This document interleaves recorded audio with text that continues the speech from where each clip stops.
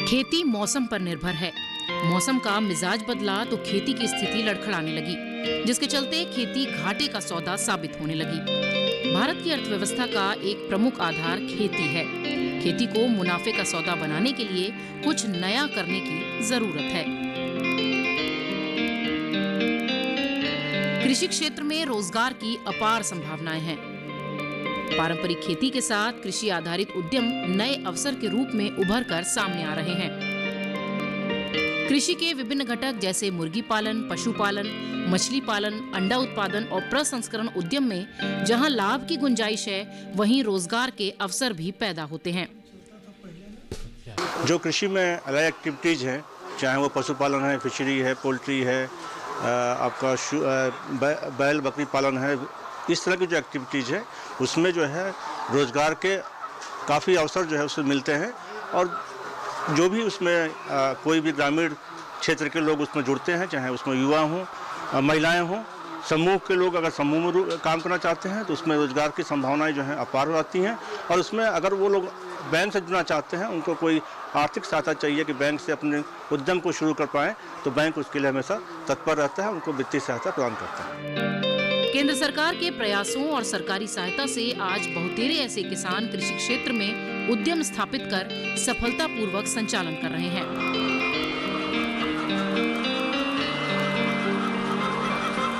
Layer farming यानी अंडा उत्पादन ऐसा ही उद्यम है जिसमें लागत के सापेक्ष कहीं ज्यादा मुनाफा हो रहा है। ग्रामीण क्षेत्रों के विकास के लिए सरकार के अथक प्रयास रहता ही है और इसमें हम बैंकर्स भी भरपूर मदद करते हैं। और आप देख रहे हैं कि ये साधन लेयर फार्म उसमें से एक है। ज़रूरत है कि यदि किसान की और ग्रामीण अंचल की आय को बढ़ाना है तो उसके लिए इस तरह की इंडस्ट्री को बढ़ावा दिया जाए ग्रामीण अंचल में, जिसमें हम बैंकर्स तो वित्तीय मदद करते ही हैं, साथ ही साथ सरकार के द्वारा भी अनुदान के रूप में पर्याप्त राशि दी जाती है। लेकिन ज़रूरत है कि इसको एक पूरे तौर पे कमर्शियल एक्टिविटी के रूप में चलाया जाए। ये सिर्फ एक पार्ट टाइम एक्टिविटी के रूप में ये सफल नहीं हो पाएगा। यदि पूर्ण तौर पे यदि हम एक कमर्शियल एक्टिविटी के रूप में इसको शुरू करते हैं तो निश्चित रूप से ये प्रॉफिटेबल बिजनेस है, जिससे फार्मर्स का इनकम जो है वो भी बढ़ेगा, ग्रामीण अंचल में रोज़गार का भी अवसर पैदा होता है। और निश्चित रूप से जैसा कि कहते हैं कि भारत का विकास ग्रामीण के अंचलों के द्वारा ही हो सकता है, तो इसमें इस तरह की एक्टिविटी का बहुत बड़ा योगदान रहता है।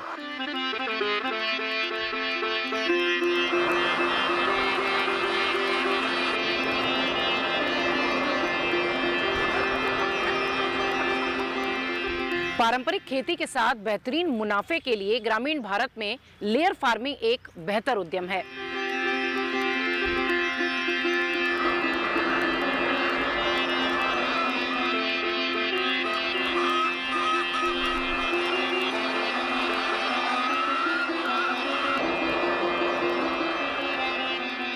वाराणसी के राजा तालाब तहसील के तोहफापुर गांव के योगेंद्र राय और साधना राय ने कुछ अलग करने के उद्देश्य से लेयर फार्मिंग को अपनाया और उन्हें सफलता भी मिली।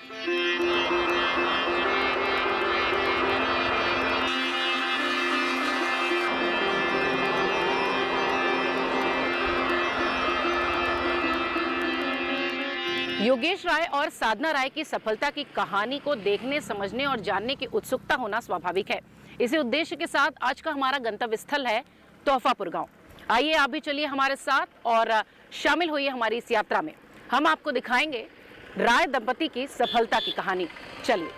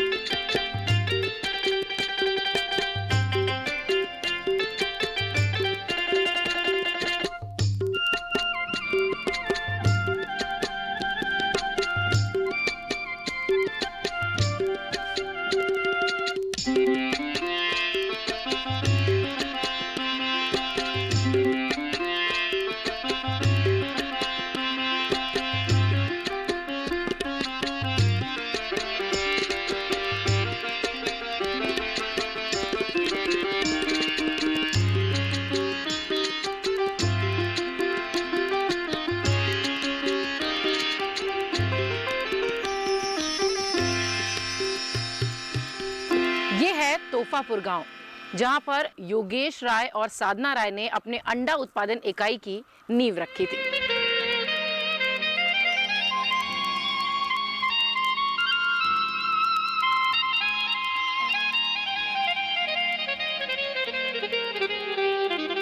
हमारे साथ हैं योगेश राय जी। आइए इनसे जानते हैं कि कैसे उन्होंने इस लेयर फार्म के बारे में सोचा और इसे आगे बढ़ाया।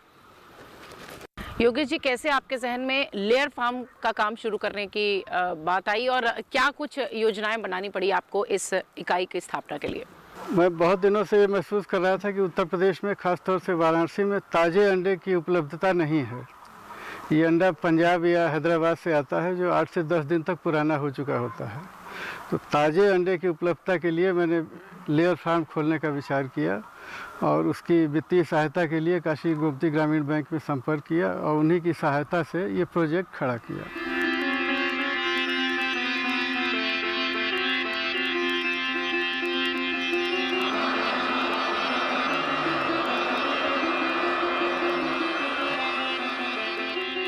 लेयर फार्म की स्थापना के लिए अच्छी खासी धनराशि की जरूरत होती है और इन दिनों इसके लिए कई सारे बैंक हैं जो आगे आ रहे हैं। इसी संदर्भ में विस्तार से बातचीत करने के लिए हमारे साथ मौजूद हैं बैंकर अनीश सिन्हा जी। आइए उनसे जानते हैं कि क्या कुछ वित्तीय मदद इन दिनों बैंकों के द्वारा हो रही है। अनीश जी, योगेश राय के इस लेयर फार्म को स्थापित करने के लिए किस तरीके से आप लोगों ने वित्तीय मदद की और अगर भविष्य में कोई इस तरीके का लेयर फार्म स्थापित करना चाहे तो क्या नियम हैं और क्या कुछ कंडीशंस हैं जो कि बैंकों द्वारा पूरी करनी ज़रूरी होती है?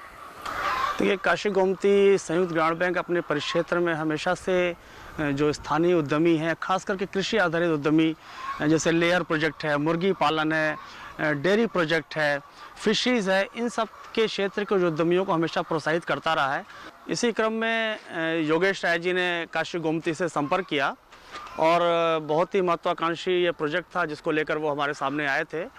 काशी गोमती संयुक्त ग्रामीण बैंक ने 20,000 बर्ड्स के लिए ये प्रोजेक्ट फाइनेंस किया हुआ है, जिसमें टोटल 98 लाख रुपए का इनको ऋण प्रदान किया गया है और सरकार की जो उत्तर प्रदेश सरकार की कुक्कुट पालन योजना के अंतर्गत जो नीतियां थी उसमें उनको 10% का एक ब्याज अनुदान भी उनको दिया गया है।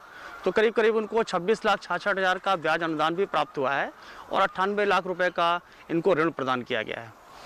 इसमें 3 तरह की स्टेजेस होती हैं। सबसे पहले जो चूजे लिए जाते हैं, 1 या 2 दिन के चूजे होते हैं वो, और उनको करीब करीब 12 हफ्ते रखा जाता है, जिसको बोलते हैं कि ब्रूडर स्टेज में रखा जाता है। और फिर 12 से करीब 21 हफ्ते तक जाते हैं, वो ग्रोइंग स्टेज में होते हैं। और फिर उसके बाद 80 हफ्ते तक जाते हैं तो उसको बोलते हैं लेइंग स्टेज, जहाँ पर जाकर वो अंडे देते हैं। इस पूरे प्रोसेस में करीब करीब 1.5 वर्ष का एक बर्ड के लिए वक्त लगता है, लेकिन ये जो मार्केट है और स्थानीय जो खपत है वो बहुत ज़्यादा है अंडे की, बल्कि सप्लाई कम है। इसके कारण से ये प्रोजेक्ट बहुत ही ज़्यादा इकोनॉमिक वायबल है। वर्तमान में करीब 20,000 अंडे प्रतिदिन इस प्रोजेक्ट से उत्पादन हो रहे हैं।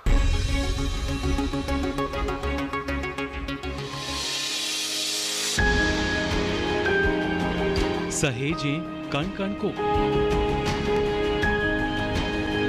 सुंदर दे रूप रंग आकार, स्वस्थ जीवन रहे जमी पर, इंद्रधनुष हो साकार। देखिए प्रकृति की ओर, गुरुवार सुबह 9:30 पर।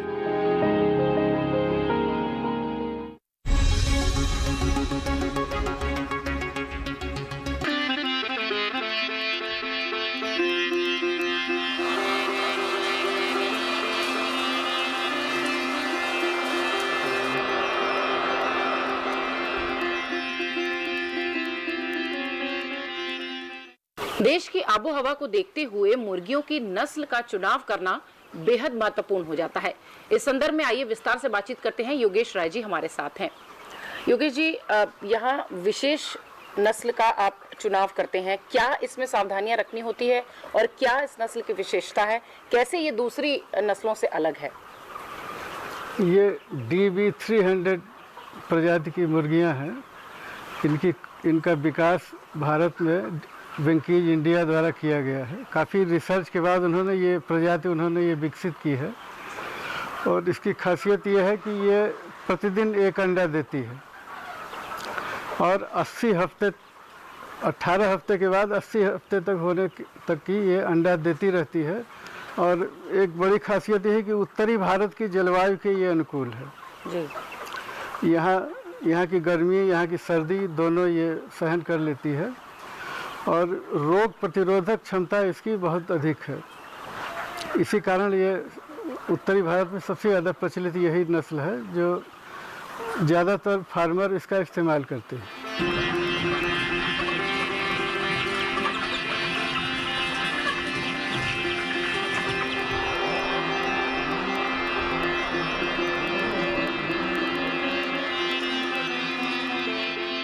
योगेश जी, जैसा कि आपने बताया कि ये बेहद ही रोग प्रतिरोधक क्षमता इनकी बहुत मजबूत होती है इन नस्लों की।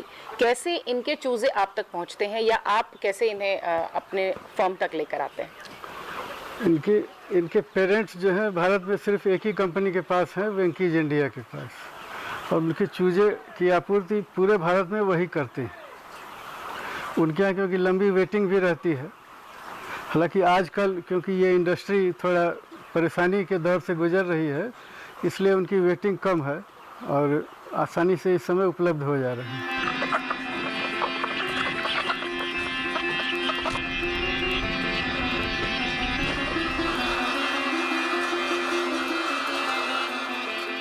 अंडे देने वाली इन मुर्गियों के आहार पर विशेष ध्यान देना होता है।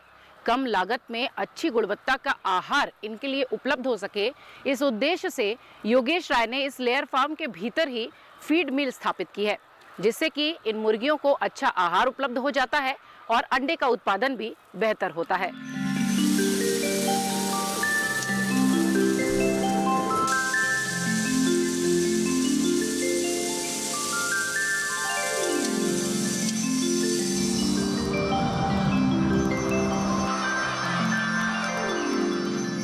अंडे की गुणवत्ता पर उसके आहार का बहुत ज़्यादा प्रभाव पड़ता है और मुर्गियों के स्वास्थ्य पर भी उसका बहुत अधिक प्रभाव पड़ता है। बाज़ार से जो फीड उपलब्ध है उसकी गुणवत्ता पर हमेशा संदेह रहता है। उसको गुणवत्ता सुनिश्चित करने के लिए हमने यहाँ अपना एक फीड मिल निजी स्थापित किया और आहार बनाना शुरू किया।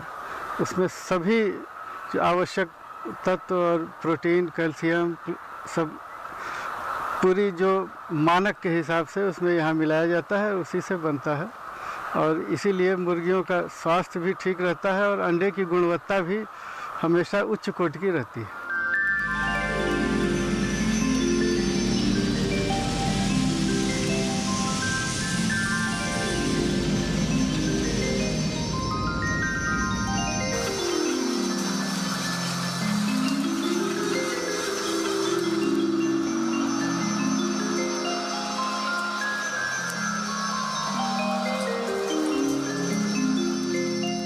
योगेश जी, इन मुर्गियों के रख रखाव के लिए आपको क्या करना पड़ता है और क्या सावधानियां बरतनी होती है जब आप इस लेयर फार्म में इन मुर्गियों को रखते हैं?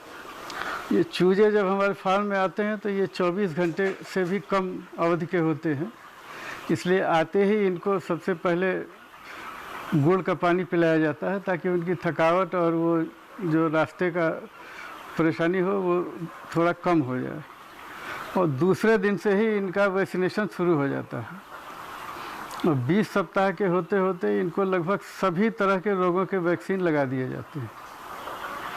प्रारंभ में इनके लिए 32 से 35 डिग्री तक का टेम्परेचर लगातार रखा जाता है, वही इनके अनुकूल होता है। इनको वैक्सीन दो तरह से लगाई जाती है, एक तो सुई की तरह से और दूसरी पानी में मिला के भी चलाई जाती है। फार्म में साफ़ सफाई का और संक्रमण का बहुत विशेष ध्यान रखा जाता है।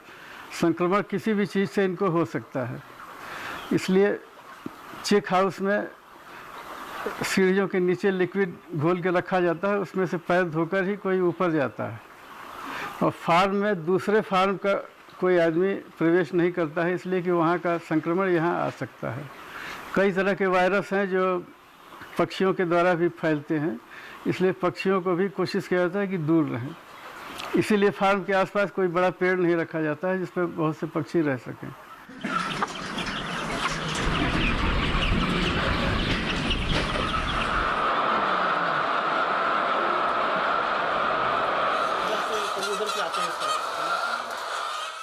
योगेश जी, ये जो यहाँ गुणवत्ता युक्त अंडे का उत्पादन होता है, ये कैसे आप बाज़ारों तक पहुँचाते हैं और क्या ज़रूरी चुनौतियाँ आपके सामने होती हैं? अंडा यहाँ से थोक विक्रेताओं को बेचा जाता है, वो फिर अपनी दुकान से फुटकर विक्रेताओं को बेचते हैं, उनका अलग नेटवर्क है। लेकिन अंडा जिस उच्च गुणवत्ता का यहाँ उत्पन्न होता है, उसका वो मूल्य नहीं मिल पाता है बाज़ार में जो जिसके लिए मिलना चाहिए। बाज़ार में जो अंडा उपलब्ध है वो पंजाब और हैदराबाद दोनों स्थानों से आता है। वो लगभग 10 से 12 दिन तक पुराना होता है। पंजाब का अंडा बहुत सस्ता पड़ता है क्योंकि वो बाजरा खिलाते हैं और उनको बाजरा राजस्थान से बहुत कम मूल्य पर मिल जाता है। उत्तर प्रदेश में ये समस्या है कि यहाँ मक्का खिलाया जाता है, मक्का ही उसका मुख्य आहार है और मक्का के कारण ही ये जो गुणवत्ता इस अंडे में है वो मक्का के कारण ही है। तो हमारा अंडा इसलिए महंगा पड़ता है क्योंकि हम वो मानक के हिसाब से आहार बनाते हैं और खिलाते हैं।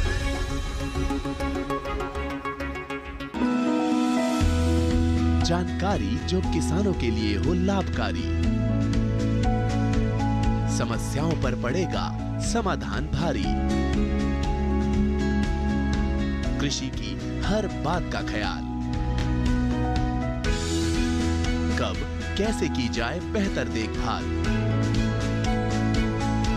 जानिए विशेषज्ञों के साथ, देखिए खेत खलिहान, सोमवार से शुक्रवार सुबह 7 बजे डीडी किसान पर।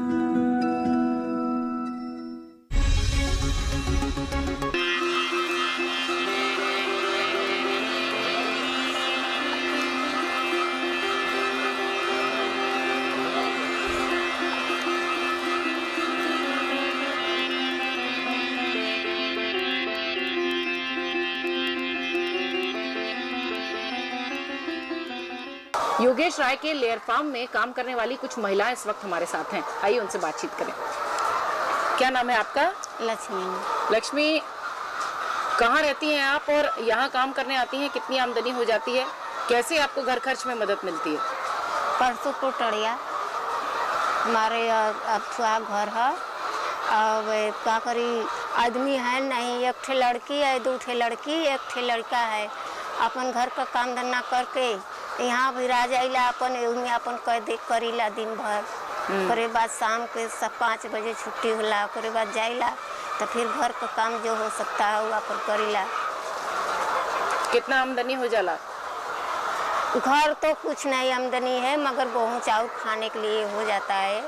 इसमें 6000 रुपया मिलता है पगार हमको। और 2 ठो लड़की है, 1 ठे लड़का है। घर को काम धंधा कर यहाँ अपन चले आता है।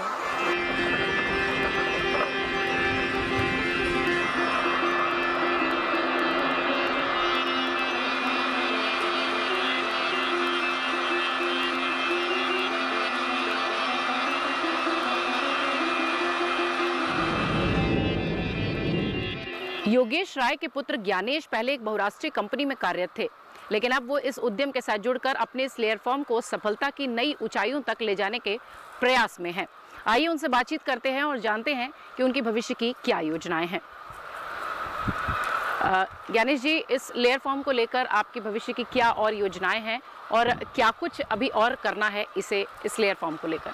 तो भविष्य में इस फार्म का मैनेजमेंट हम और आदर्श मुर्गी पालन के आदर्श वैज्ञानिक मानकों के तर्ज पे करेंगे। यहाँ पर मुर्गियों के स्वास्थ्य, खान पान, अंडे की क्वालिटी सभी कुछ और बेटर तरीके से मॉनिटर की जाएगी वैज्ञानिक तकनीकों का प्रयोग करके।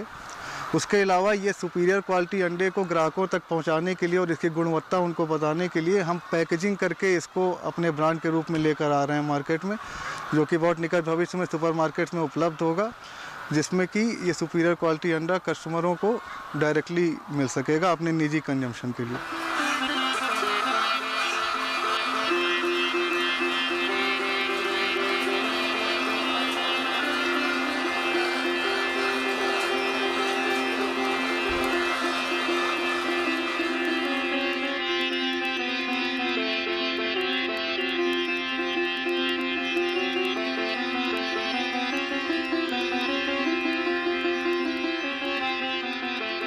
इन मुर्गियों के बीज खेतों की उर्वरा शक्ति बढ़ाने के लिए भी इस्तेमाल होता है।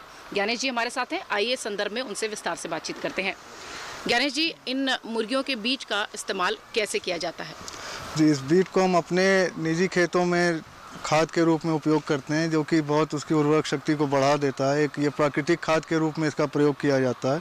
अपनी ज़रूरत के बाद जो हमारे पास बच जाता है उनको अन्य किसानों को हम बेच देते हैं, जो कि एक हमारे लिए अतिरिक्त आमदनी और मुनाफे के रूप में काम आता है। योगेश राय का लेयर फार्म एक मिसाल बन गया है इस बात का कि पारंपरिक खेती के साथ यदि कुछ नया लीक से हटकर किया जाए तो खेती घाटे का नहीं बल्कि उम्मीद से ज्यादा मुनाफे का सौदा साबित हो सकती है।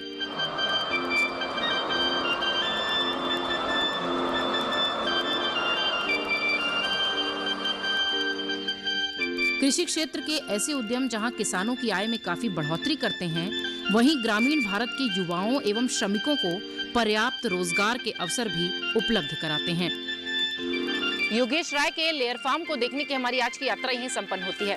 अगली किसी और यात्रा में होगी आप सबसे मुलाकात। तब तक के लिए अनुमति दीजिए। नमस्कार।